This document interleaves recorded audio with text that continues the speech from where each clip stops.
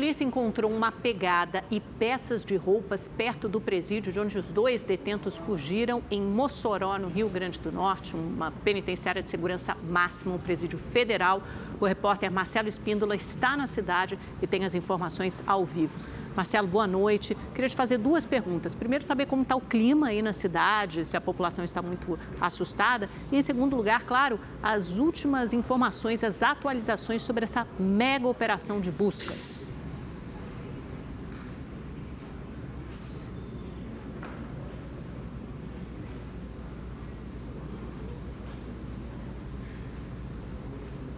Acho que não temos o áudio. A gente teve um probleminha com o áudio do Marcelo. É lógico que a gente vai tentar restabelecer essa conexão, mas ele preparou também uma reportagem que traz todas essas informações, as atualizações de hoje sobre essa fuga do presídio. A polícia segue no encalço desses criminosos que continuam foragidos. A polícia concentra as buscas em um raio de 15 quilômetros em torno da penitenciária de segurança máxima de Mossoró. Segundo os policiais, a pegada encontrada na região coincide com a do calçado usado pelos detentos. Os agentes também encontraram um lençol e 2 camisetas. Uma delas era o uniforme do presídio. A outra e o lençol foram roubados dessa casa. O dono do imóvel reconheceu as peças. 3 helicópteros, drones e mais de 300 agentes já atuam nas buscas dos fugitivos. E a partir de hoje, esse contingente vai ser reforçado. Um novo grupo de policiais partiu de Brasília para ajudar nas buscas na região de Mossoró. São 25 agentes de elite da Polícia Federal e da Polícia Rodoviária Federal. O grupo também conta com cães farejadores. Os nomes e fotos de Deibson Cabral Nascimento, de 33 anos, e Rogério da Silva Mendonça, de 35, foram incluídos na lista de criminosos procurados internacionalmente pela Interpol. O Fórum Brasileiro de Segurança Pública afirmou que acompanha de perto a situação e que é importante que as forças federais concentrem esforços na recaptura dos criminosos e na apuração das circunstâncias da fuga, já que a unidade é projetada justamente para dificultar ao máximo qualquer tentativa do tipo. Hoje, o Ministério da Justiça também prorrogou até o dia 21 a suspensão do banho de sol no presídio de Mossoró e nas outras penitenciárias federais, assim como outras medidas. A principal suspeita é que os detentos teriam se aproveitado do banho de sol para fugir por uma falha no teto. Que investimento foi feito ou tem sido feito para esse tipo de área prisional? Nesse sentido, leve-se em consideração que apenas a estrutura física, apenas a arquitetura e engenharia, em muitos momentos elas não são suficientes, não são aderentes a uma condição de segurança que mereça ser empregada nesse tipo de localidade. O ministro Ricardo Lewandowski anunciou medidas para aumentar a segurança nos 5 presídios federais. Os sistemas de alarmes e de entrada nas unidades serão aperfeiçoados com recurso de reconhecimento facial. Serão construídas muralhas nos presídios. E o governo vai nomear 80 policiais penais que já foram aprovados em concurso. Essas novas medidas trazidas pelo nosso novo ministro, elas são bem-vindas. E entendo eu que já deveriam existir nos 5 presídios que nós temos federais no Brasil. Porque um novo muro é uma nova barreira. Então, é bem-vindo assim. E se vier novos aparatos de segurança, respeitando, lógico, a dignidade da pessoa humana, isso tem que ser muito bem recepcionado. Tem muita tecnologia, nova para ser usada. Restabelecemos a conexão agora com o Marcelo Espíndola, que está em Mossoró, nessa região no Rio Grande do Norte, perto do presídio, e traz mais informações. Será que congelou a imagem do Marcelo? Será que ele nos ouve? Mas ele tem as informações, as atualizações sobre as buscas e também sobre o clima na cidade. Não, perdemos a conexão. Tudo bem, isso acontece, jornalismo ao vivo é assim mesmo, a gente vai continuar tentando restabelecer essa conexão com o Marcelo. Assim que for possível, traremos essa informação para você. E olha, a guerra entre traficantes rivais na zona norte do Rio de Janeiro assustou moradores na madrugada de hoje. Um ônibus foi incendiado. Moradores registraram um intenso tiroteio, acuados dentro de suas casas. Um deles gravou o momento em que cerca de 10 traficantes invadem o Complexo da Pedreira. A guerra durou cerca de 2 horas durante a madrugada. A Polícia Militar disse que o confronto começou depois que grupos rivais iniciaram uma disputa por território nas comunidades Pedreira e Lagartixa, na zona norte da cidade. Um ônibus foi incendiado em uma das principais vias da região. O fogo se alastrou e atingiu cabos da rede elétrica. Ninguém ficou ferido. O policiamento foi reforçado na região. Subiu para 26 o número de mortos durante a Operação Verão da Polícia Militar na Baixada Santista. Na madrugada de hoje, 3 homens foram mortos no Guarujá. A repórter Estela Freitas, ao vivo, traz mais informações para a gente. Boa noite, Estela.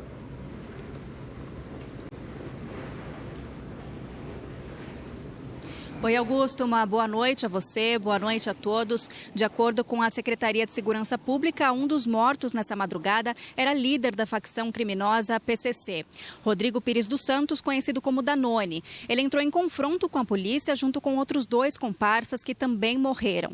Segundo a SSP, ele atuava no tráfico internacional de drogas, lavagem de dinheiro e no Tribunal do Crime. Também ele era suspeito de atuar contra agentes públicos, através de atentados. E no balanço divulgado pela Secretaria, portanto, são 26 mortos durante a Operação Verão. Desde o ano passado, depois da morte de policiais, a PM tem atuado na Baixada Santista no combate à criminalidade. Hoje, a Defensoria Pública de São Paulo enviou um pedido à Comissão Internacional de Direitos Humanos pelo fim da operação no estado. Até agora foram apreendidos quase 150 quilos de drogas e 72 armas ilegais.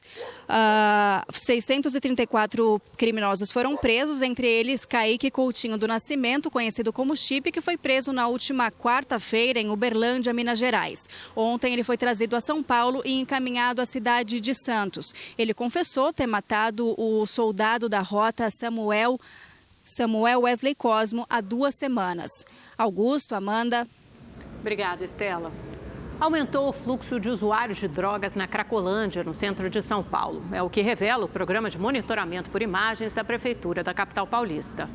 Quem mora ou trabalha por aqui vê essa imagem todos os dias. Mas é difícil se acostumar. Furtos, assaltos nas lojas, aqui na frente do prédio teve mortes, tem todo um medo que acaba toda a população da onde eu moro, todo o pessoal da onde eu moro morre de medo na parte da noite. Daqui de cima, da escadaria de um prédio ao lado, dá para ver direitinho.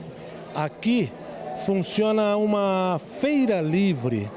As pessoas estão ali embaixo, comprando, vendendo e consumindo droga. Este empresário viu o movimento cair na medida em que a Cracolândia cresceu nos últimos meses. O nosso movimento caiu 90% devido à Cracolândia estar aqui do lado. Porque antes o pessoal já tinha medo de vir, enfim, mas não era tanto, porque ela ficava 2, 3 quarteirões, às vezes até 500 metros. Porque ela vem mudando constantemente, ela vai mudando de rua. Os usuários mudam o paradeiro de tempo em tempo. A Cracolândia já se instalou nas ruas Helvétia, na Praça Princesa Isabel, Cleveland e hoje está na Rua dos Protestantes. O fluxo muda, mas não diminui. Um levantamento feito com uso de drones pela Prefeitura mostra que aumentou muito o fluxo na Cracolândia no mês de janeiro. No período da tarde, por exemplo, segundo esse monitoramento, o aumento foi de 120% comparado com janeiro do ano passado. Já no período da manhã, o fluxo cresceu 82%. O presidente da Associação Geral do Centro de São Paulo é o empresário Charles, que há anos tem negócios aqui. Ele defende um cuidado maior com a saúde dos usuários em situação mais crítica. Tem pessoas aí que estão há 25 anos, 15 anos usando droga. Essas pessoas não têm mais condições de continuar. Elas são doentes perenes, então não tem como continuar na rua. Elas precisam ter um olhar e um cuidado do Estado. Se a família não cuida, se a família não quer, é obrigação do Estado. O Hub de Cuidados é uma iniciativa para dar assistência de saúde a essa população. uma unidade de saúde de portas abertas que encaminha para a internação os casos mais graves. A gente precisa do poder público fazendo atividades com as pessoas, que a gente tenha uma implementação de uma política de redução de danos. Os profissionais vão até onde as pessoas fazem uso, porque a partir disso você fortalece o vínculo e realmente você vai conseguir ter uma política voltada para a saúde pública e não ficar voltada só nesse discurso de segurança pública. Em nota, a Prefeitura de São Paulo afirmou que não houve um aumento de usuários. O que ocorreu foi uma maior concentração em algumas áreas. No primeiro semestre de 2023, havia maior dispersão de dependentes químicos em situação de vulnerabilidade social no Distrito da Luz, que chegaram a ocupar 11 locais diferentes por poucos dias no período. A partir do segundo semestre, segundo a Prefeitura ainda, ocorreu uma maior concentração em localidades específicas. O influenciador fitness Renato Cariani e outras 4 pessoas se tornaram réus por suspeita de tráfico de drogas e lavagem de dinheiro. A Justiça de Diadema, no ABC Paulista, aceitou a denúncia do Ministério Público de São Paulo contra o grupo. A Polícia Federal acusa Renato de falsificar notas de venda de produtos químicos para empresas farmacêuticas. Os insumos eram desviados para a fabricação de cocaína e crack para abastecer uma facção criminosa. Os réus têm 10 dias para apresentar as defesas e estão proibidos de deixar o país. Voltamos a falar ao vivo com o repórter Marcelo Espíndola, que está em Mossoró, acompanhando as buscas pelos presos que fugiram da Penitenciária Federal de Segurança Máxima. Vamos lá, Marcelo, agora sim vamos conseguir transmitir as suas informações. Então, nos conte, por favor, o clima na cidade primeiro, se a população está muito assustada, amedrontada com essas fugas, e também as atualizações sobre as buscas.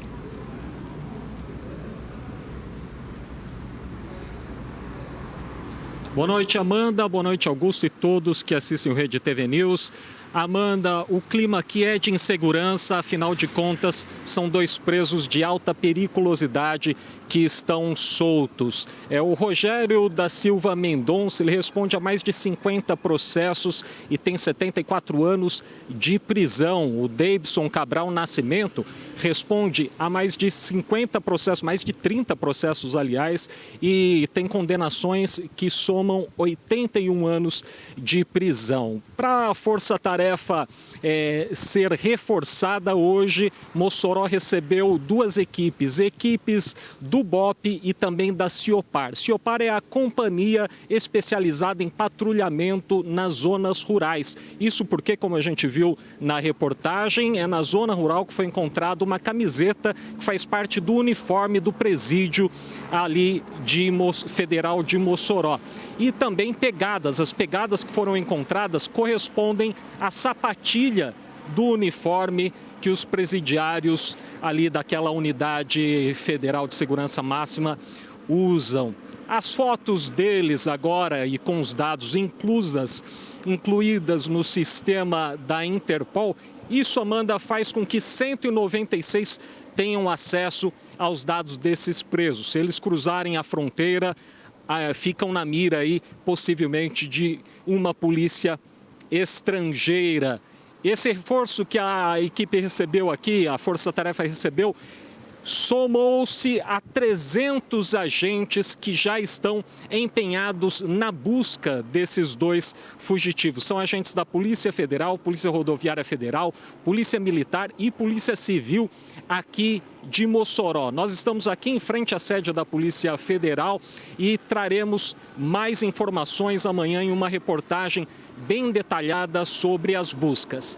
Marcelo Espíndola, de Mossoró, no Rio Grande do Norte, para o Rede TV News. Marcelo, deixa eu só te fazer mais uma perguntinha, porque pelo que se sabe até agora, esses fugitivos estão a pé, né? Não havia nenhum carro esperando eles, levando para muito longe. E parece que as buscas estão concentradas aí num perímetro de 15 quilômetros.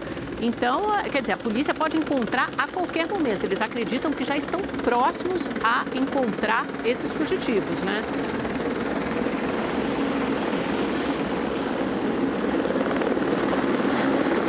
É isso mesmo, Amanda. Tá um barulho aqui, é helicóptero da Polícia Federal chegando. Acredito que vocês consigam ouvir, a polícia acredita que eles não ultrapassaram um raio de 15 quilômetros. Justamente por causa disso, não foi identificado roubo de nenhum carro, nenhum furto. Então a polícia acredita que eles estão a pé e estão nesse raio, que é um raio considerado relativamente curto para uma busca tão intensa como essa. Perfeito, Marcelo. Muito obrigado por suas informações.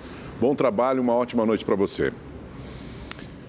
Vamos falar agora de um golpe que está muito em moda. Com o avanço da tecnologia, as transações financeiras tornaram-se alvo dos criminosos. Na maioria dos casos, eles roubam informações das vítimas em nome de empresas para realizar transferências bancárias. Só no ano passado, mais de 7 milhões de consumidores em todo o país foram vítimas de fraudes.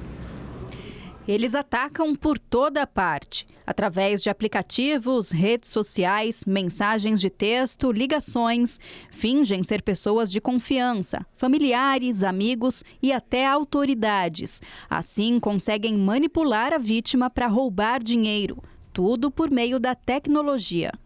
A estratégia sempre é a mesma: iludir a vítima, sempre dar determinadas vantagens, se passando por instituições, dando credibilidade de que as informações que eles detêm, que foram pegas de uma outra forma, dando a segurança para a vítima que está falando com essa organização, para que daí peça para executar determinadas ações, dentro dessas ações, fazer a transferência de Pix ou qualquer uma outra coisa.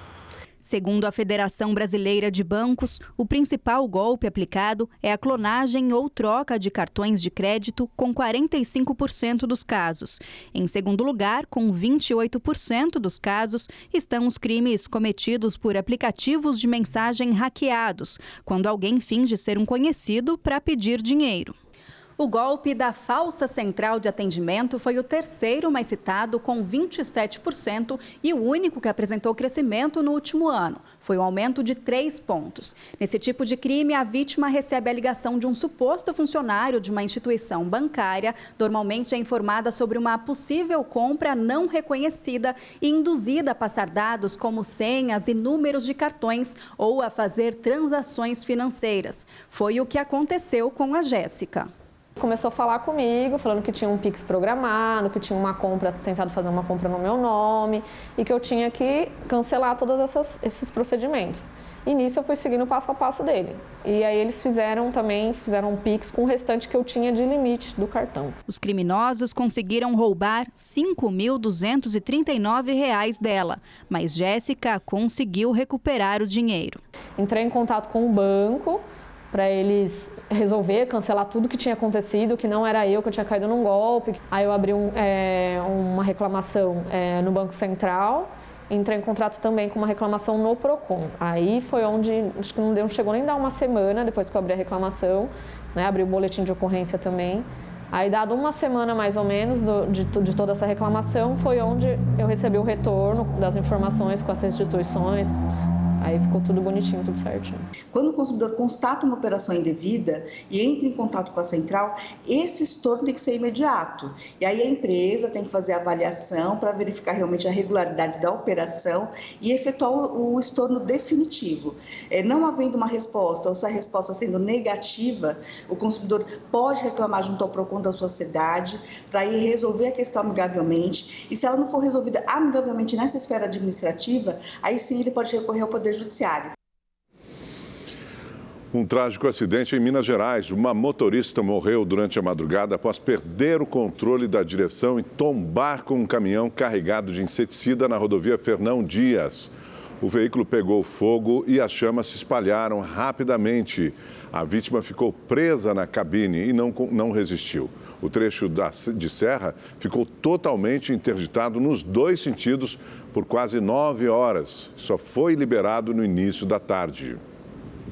Em Salvador, na Bahia, um jovem precisou amputar o braço após sofrer um acidente em um parque de diversões. Andrei Peroba, de 20 anos, a irmã e a prima despencaram de um brinquedo do tipo pêndulo. As duas meninas tiveram apenas ferimentos leves. Já Andrei passou por cirurgia. A Defesa Civil alega que o acidente pode ter acontecido por falhas técnicas ou falta de manutenção. O parque tinha alvará de funcionamento. Voltamos em 30 segundos. A Prefeitura de São Paulo confirmou mais 4 mortes por dengue na capital. Em todo o estado, o número de óbitos subiu para 15. A região do Alto Tietê é a que concentra o maior número de casos da doença. Nebulização, orientação aos moradores e vistoria de terrenos e áreas abandonadas. Hoje foi realizado o Dia D de combate à dengue em Mogi das Cruzes e outras 13 cidades que fazem parte do Condemate, o consórcio de desenvolvimento dos municípios do Alto Tietê, do estado de São Paulo. O objetivo, identificar e eliminar focos e criadouros do mosquito Aedes aegypti. Cerca de 80% dos focos de proliferação do mosquito são provenientes de residências. Tanta preocupação tem motivo. É que em 2 meses a região já contabiliza mais de 3.800 casos de dengue. Quase 60% a mais do que em todo o ano passado, quando foram registrados pouco mais de 2.400 casos. Uma pessoa morreu em virtude da doença. O município de Guarulhos é o que concentra maior número de casos confirmados de dengue, seguido por Suzano, que decretou estado de emergência por causa da doença. A dona Vera está preocupada. Por isso, autorizou as equipes da Defesa Civil e do Centro de Zoonoses a vistoriar o quintal da casa dela. Acho bom, a gente precisa disso mesmo, porque a gente folga, né? Deu um pouquinho de água, vamos guardar. Mas a gente não sabe o risco que corre mais tarde. Nessa semana, a Secretaria Estadual de Saúde confirmou o recebimento de 79.400 doses da vacina que serão destinadas a 11 municípios do Alto Tietê, definidos pelo Plano Nacional de Vacinação. Guarulhos é a cidade que vai receber mais doses do imunizante, seguido por Mogi das Cruzes, Itaquaquecetuba e Suzano. Em Mogi, a vacinação das crianças de 10 a 14 anos deve começar na próxima semana. Aqui em Mogi, a gente tem aproximadamente umas 30 mil crianças nessa faixa etária. A gente recebeu 12 mil vacinas ontem já e a gente está fazendo agora qual que é a melhor logística. Ou esperar que esses adolescentes ou pré-adolescentes vão até o posto de saúde, mas a gente quer fazer uma ação mais efetiva indo nas escolas. Em Minas Gerais, com mais de 260 mil casos de dengue confirmados ou prováveis, enfrenta o pior cenário da doença e deve registrar o maior pico de casos confirmados na história do estado. Hoje, pela manhã, funcionários da Prefeitura de Belo Horizonte percorreram bairros onde é grande a incidência de focos e possíveis criadouros do Aedes aegypti. Os agentes de zoonoses aplicaram inseticidas em quintais e lotes vazios. A gente também pede o apoio da população, não só recebendo, mas também para olhar a sua própria casa, olhar se a sua caixa d'água está bem fechada, se tem calha entupida, para fazer a desobstrução delas, se tem plantas com pratinho, retendo água. A ação é para tentar frear o avanço da epidemia de dengue na capital mineira. Uma das dificuldades encontradas pelos agentes é entrar em locais que estão fechados. Esse flagrante, feito por uma moradora da região, mostra um imóvel que, segundo os vizinhos, está abandonado há mais de um mês. Ficamos a prefeitura.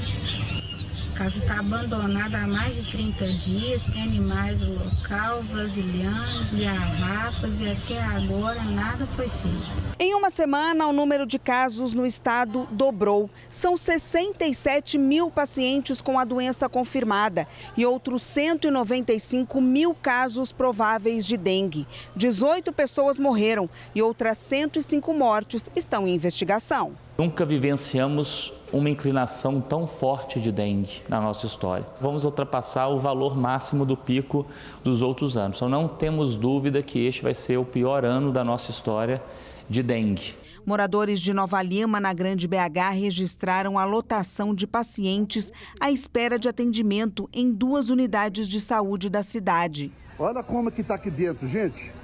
Tem mais de 200 pessoas esperando. Este é o momento mais crítico da região de Belo Horizonte em número de atendimentos e a expectativa desse pico de atendimento tende a começar a diminuir já em meados de março. Bom, como vocês puderam ver, o Brasil todo vive uma explosão de casos de dengue nesse início de ano e os números, infelizmente, não param de subir. O Brasil tem mais de 555 mil casos prováveis de dengue e 94 mortes. Outras 381 estão sendo investigadas. Os estados com maior número de casos são o Distrito Federal, Minas Gerais, Acre, Paraná, Goiás, Espírito Santo, Rio de Janeiro e São Paulo. Os dados são do Ministério da Saúde. Por isso mesmo, os moradores do bairro de Guaratiba, na zona oeste do Rio de Janeiro, começaram a ser vacinados contra a dengue.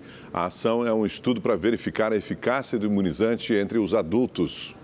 Pauliane foi a primeira a receber uma dose da vacina contra a dengue no Rio de Janeiro. Eu estou muito feliz por ter sido contemplada e eu espero que essa vacina chegue em outros lugares, que não só aqui, como outros lugares, tem bastante gente precisando. Ela é moradora da região de Guaratiba, que fica na Zona Oeste. A localidade foi escolhida devido à alta incidência da doença, que só este ano registrou mais de 1.300 casos de dengue.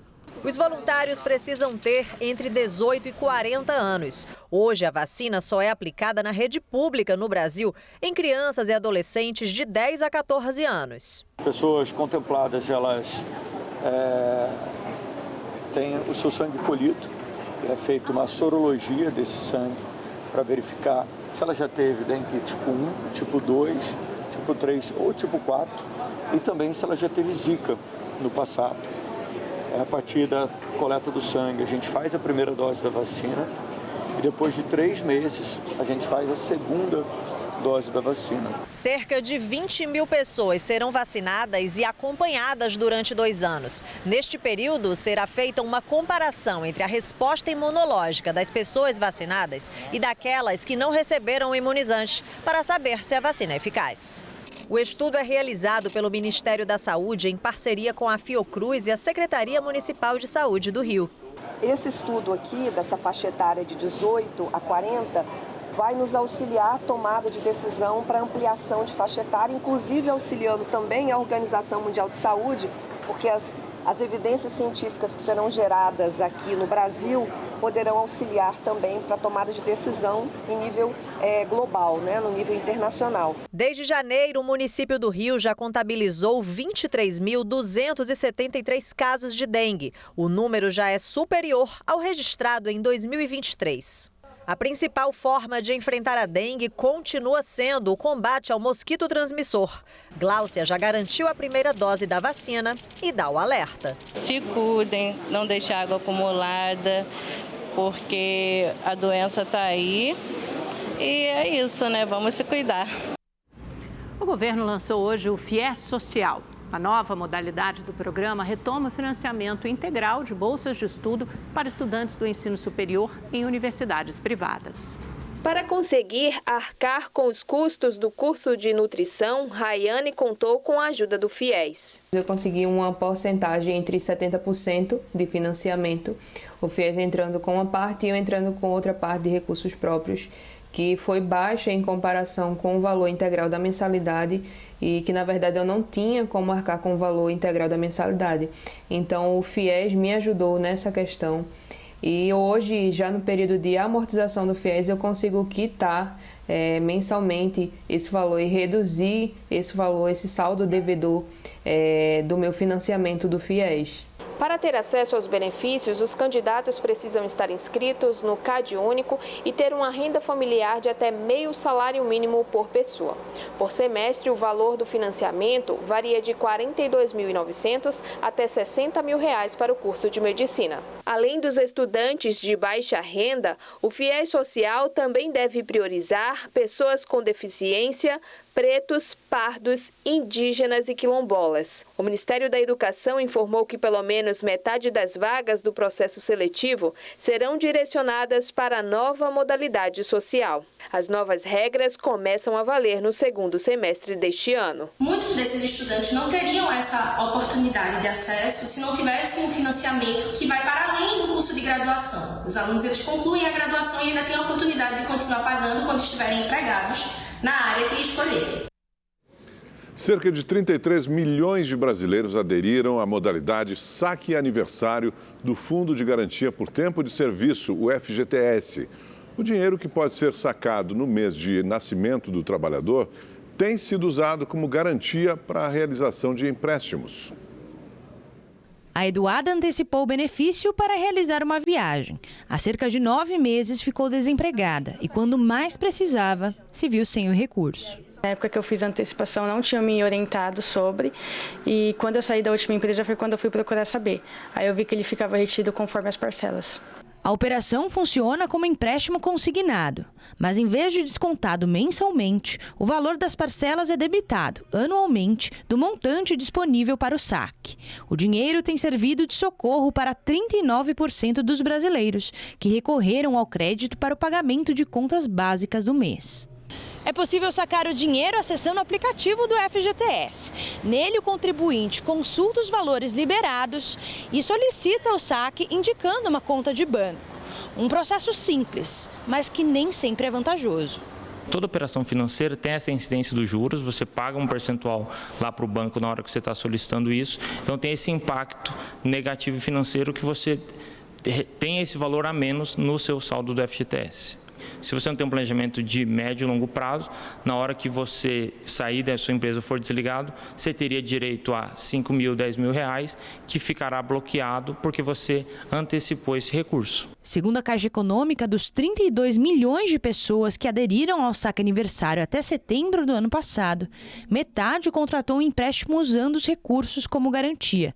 Até agosto, 111 bilhões de reais foram emprestados pelos bancos. Sacar o saque aniversário para pagar dívidas de juros maiores e como também realizar o objetivo é super providencial, porque é um recurso que já está disponível para você, é um custo baixo e vale super a pena. Inclusive, vale também a pena sacar esse aniversário, que é esse valor que está rendendo lá abaixo, e investir e colocar em outras situações que rende até um percentual maior.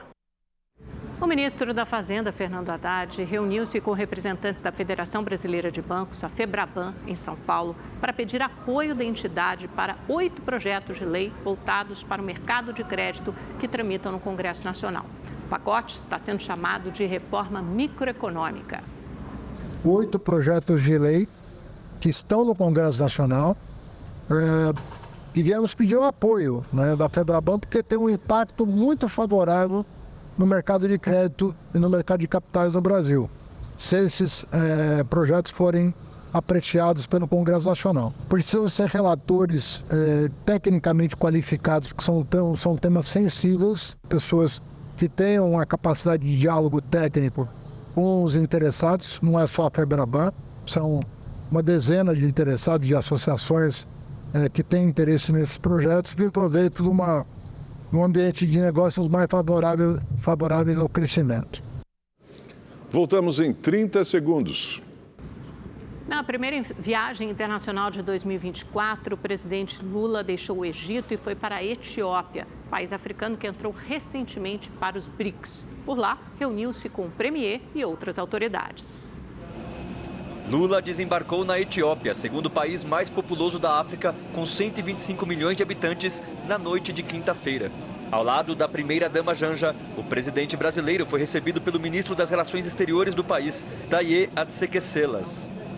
O chanceler etíope disse ter lembrado de uma conversa que eles tiveram em 2013 em outra visita presidencial sobre como reduzir as desigualdades e promover o desenvolvimento.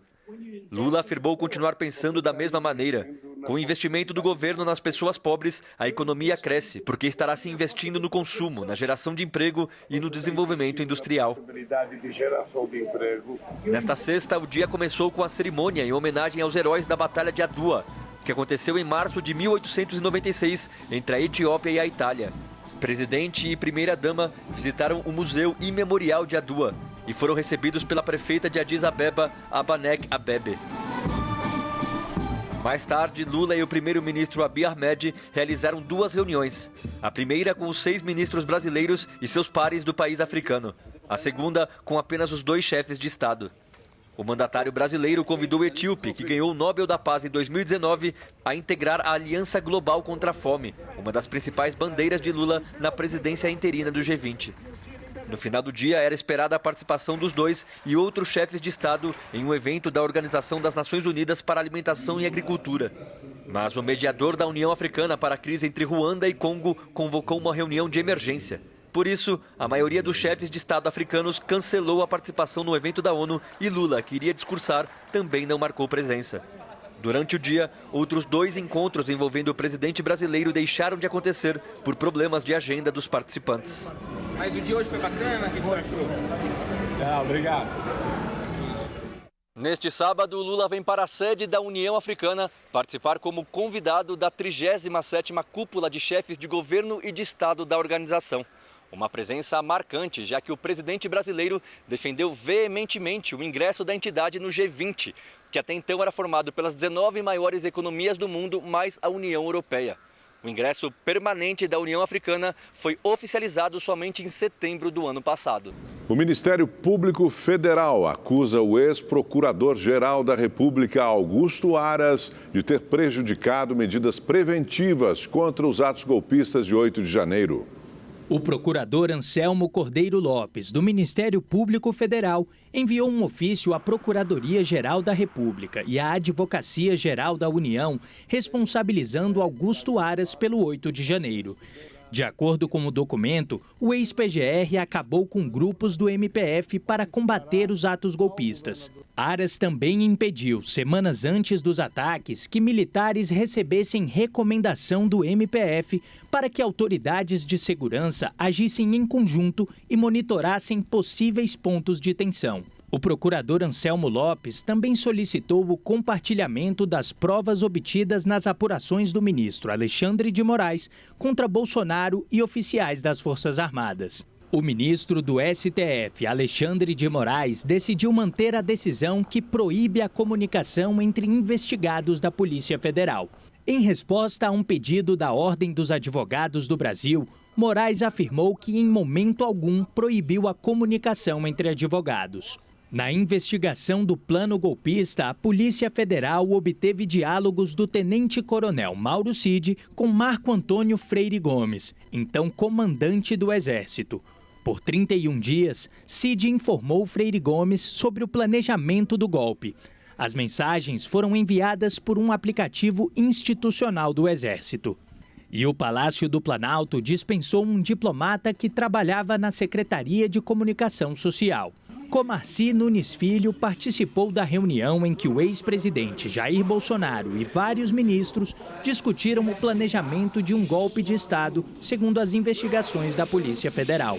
O diplomata de carreira estava na Secretaria de Comunicação Social da Presidência desde dezembro.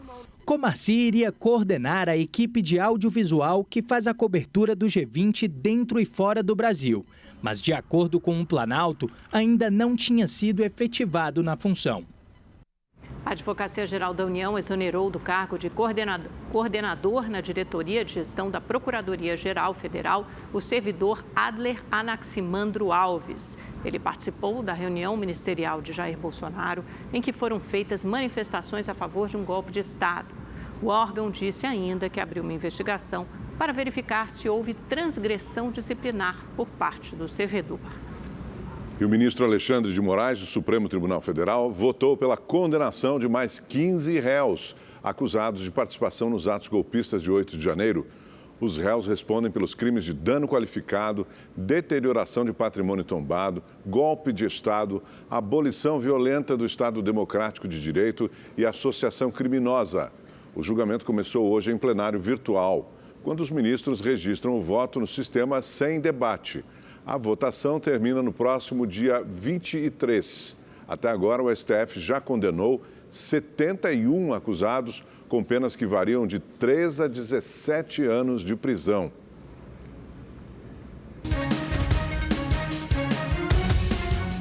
O ano escolar já começou e tem um item do material que pode se tornar amigo ou inimigo. É essencial que pais e responsáveis estejam atentos ao peso da mochila e até as melhores formas de carregar para evitar problemas futuros. A Alice está ansiosa para voltar às aulas. Alguns materiais já foram comprados, mas a lista é longa. Com tantos itens, surgiu uma preocupação para a mãe. O peso, porque é muito peso na mochila, muito material. Parece que eles não distribuem bem as aulas, então tem dias que tem que levar 5 livros, ou 3 livros, 3 cadernos. Cheguei a pesar e chegou a pesar 8 quilos. 8 quilos nas costas dela. A preocupação de Thalita é pertinente, isso porque o excesso de carga com os materiais acaba gerando posturas inadequadas para o corpo. Segundo a Sociedade Brasileira de Ortopedia e Traumatologia, uma mochila que pesa mais de 10% do peso da criança pode causar sérios problemas para a coluna vertebral. Existem teorias, existem estudos que esse excesso de peso poderia trazer repercussões a longo prazo, como desenvolvimento de escoliose, hipercifose, hiperlordose, outras alterações posturais mais graves. Mas o principal sintoma e a principal complicação para essa faixa etária e para esse tipo escolar seria a dor.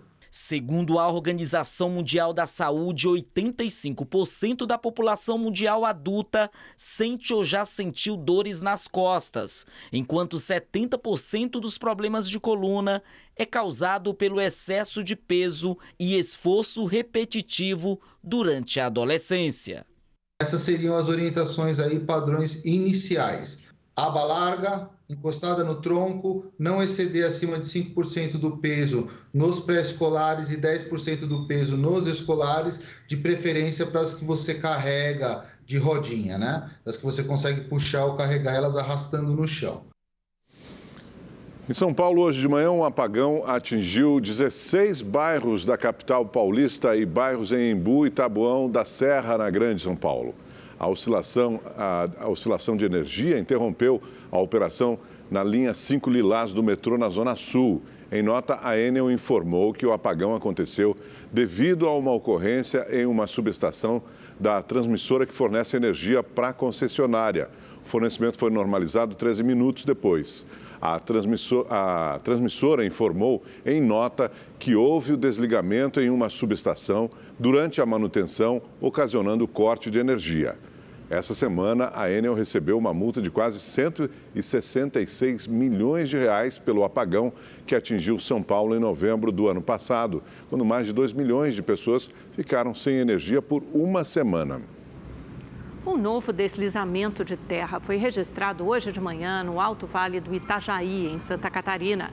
O escorregamento de material fica a poucos metros de uma cratera que se abriu na última quarta-feira em uma rodovia federal. O Departamento Nacional de Infraestrutura de Transportes, o DENIT, diz que está avaliando o impacto da nova ocorrência e trabalha para liberar a pista o quanto antes.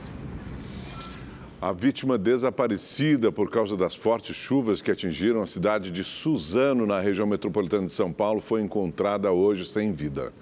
O corpo de Elda Usuki estava às margens de uma empresa da região. Os dois estavam num carro. O marido dela também morreu devido aos alagamentos. Eles caíram num córrego. O corpo foi localizado ontem. Bom, vamos saber então como é que fica a previsão do tempo para esse final de semana com Igor Silveira. Espero que com melhores notícias, né? Porque essa chuva muitas vezes, infelizmente, produz tragédias como essa.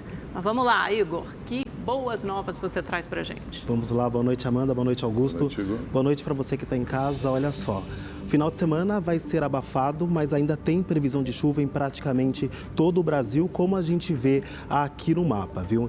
E um sistema batizado pela Marinha do Brasil como depressão subtropical pode se tornar em tempestade subtropical e aí pode causar transtornos, principalmente no sul do Brasil no final de semana, onde já tem previsão de chuva nos 3 estados no final de semana. Agora, no sudeste, o tempo fica abafado e pode chover a qualquer hora do dia. Olha, amanhã a máxima no Rio de Janeiro pode chegar aos 31 graus, em Belo Horizonte 28, em Vitória, no Espírito Santo, 31 graus. No domingo não muda muita coisa, viu? Continua com 32 graus no Rio de Janeiro, sobe um pouco mais, 28 graus em Belo Horizonte e 32 graus em Vitória, no Espírito Santo. Em São Paulo, tempo abafado, o sol aparece, mas também pode chover no período da tarde. Os termômetros registram 27 graus amanhã e também no domingo e 28 graus na segunda-feira. Agora, em Pernambuco, a chuva que caiu na noite de ontem provocou estragos no município de Guaraús, no agreste do estado. A enxurrada foi tão forte que impediu a circulação de veículos. Segundo a Defesa Civil, 4 prédios foram interditados e 2 casas desabaram.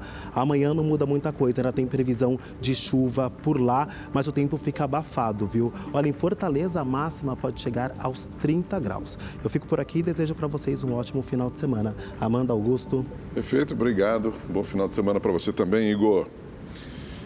E vejam só esse registro raro feito em uma fazenda em Jaboticatubas, na Grande Belo Horizonte. Uma onça, isso mesmo, uma onça preta, foi flagrada andando tranquilamente pela manhã próxima ao pasto. A imagem foi feita por um morador que deu de cara com o animal quando ia para o trabalho. Segundo ele, a onça já tinha deixado marcas e invadido um galinheiro, mas nunca foi vista. A onça preta está na lista de animais ameaçados de extinção no país.